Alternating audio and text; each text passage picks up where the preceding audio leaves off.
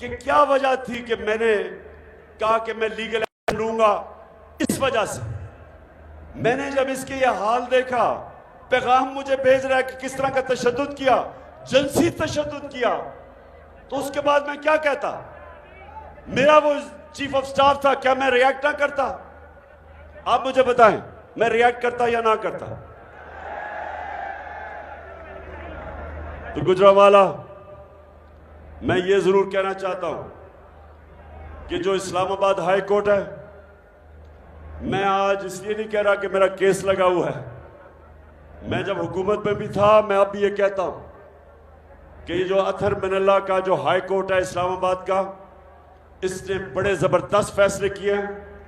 मैं इसकी कई दफा इनकी तारीफ की है। इन्होंने स्टैंड लिए हैं ऐसे, और मैं कभी जो भी ये फैसला करेंगे मैं कबूल करूंगा। उन्होंने मुझे बात करने की इजाजत नहीं दी, अगर बोलने देते तो मैं शायद कुछ बता ही देता कि किस माहौल में मैंने किया। बहरहाल वो केस अभी चलेगा। मैं अपनी कौम को तैयार करूंगा कि हम अपने आप को इनसे हकीकी तौर पे आजाद करें, और कौम तब आजाद करेगी जब कौम अपनी आजादी छीनेगी। और जो मैं अब देख रहा हूं, मैंने ये फैसला किया कि मैं अपनी सारी डिस्ट्रिक्ट की तंजीमों को, सारों को मैंने खत लिखा है कि तैयार हो जाओ, अपनी डिस्ट्रिक्ट में लोगों को मोबिलाइज करो और इंतजार करो कि जब मैं कॉल दूंगा, और जब मैं कॉल दूंगा सबने तैयार होना है, सारे पाकिस्तान ने तैयार होना है। खुदा करे सदा हरी भरी रहे ज़मीन की गोद रंग से उमंग से भरी। कि मैं तैयार नहीं था कि किसी और मुल्क से डिक्टेशन लूं, किसी और मुल्क मुझे हुक्म करे कि जनाब आप रूस से सस्ता तेल नहीं खरीद सकते, हिंदुस्तान खरीद सकता है। वो भी हमारे साथ आजाद हुआ था। हिंदुस्तान अपने लोगों के लिए 40% कम कीमत पे तेल खरीद रहा है रूस से। लेकिन ये जो इंपोर्टेड हुकूमत है, हमने बात भी की थी रूस से, प्रेसिडेंट पुतिन से मेरी बात हुई। मैंने उससे बताया कि दुनिया में आलमी तेल की कीमत इतनी ऊंची है, और ये जो जंग हो रही है यूक्रेन के साथ, उससे और ऊपर चली जाएगी। तो हमारे तो 10 करोड़ लोग हैं, 5 करोड़ गुर्बत की लकीर से नीचे, और 5 करोड़ ऐसे लोग जब कीमतें ऊपर जाती हैं वो भी नीचे चले जाते हैं गुर्बत के, 2 वक्त की रोटी नहीं खा सकते। तो हमें सस्ता तेल चाहिए। और दूसरा, गंदम, जो 20 लाख टन हमने गंदम खरीदी थी, मैंने उससे कहा कि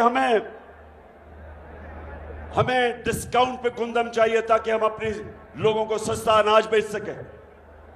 दोनों मान गया, वापस आया, और आपको पता है जो बैरूनी साजिश चली उससे हमारी हुकूमत कराई गई, और ये इंपोर्टेड चोरों को हमारे ऊपर मुसल्लत किया गया। और उन्होंने आते साथ ही पहला काम क्या किया, अमेरिका से डर के, रूस से ना उन्होंने गंदम ली, उसको पेश किया गया।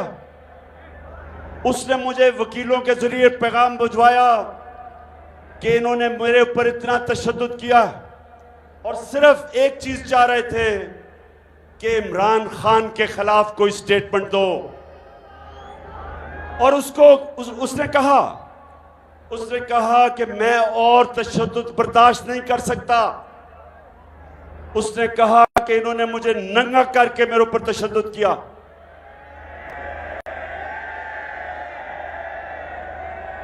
और उसने कहा कि अगर इन्होंने मुझे वापस रिमांड पे भेज दिया, मैं ज़हनी तौर पे अब ये बर्दाश्त नहीं कर सकता।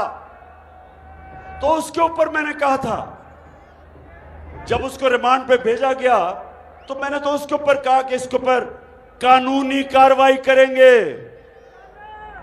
कानूनी कार्रवाई, इसके ऊपर इन्होंने मेरे ऊपर दहशतगर्दी का पर्चा किया। अब मुझे बताएं, क्या यह दहशतगर्दी है? अब मैं ये नौजवान, ज्यादातर नौजवान, लेकिन जिस तादाद में ख्वातीन देख रहा हूं,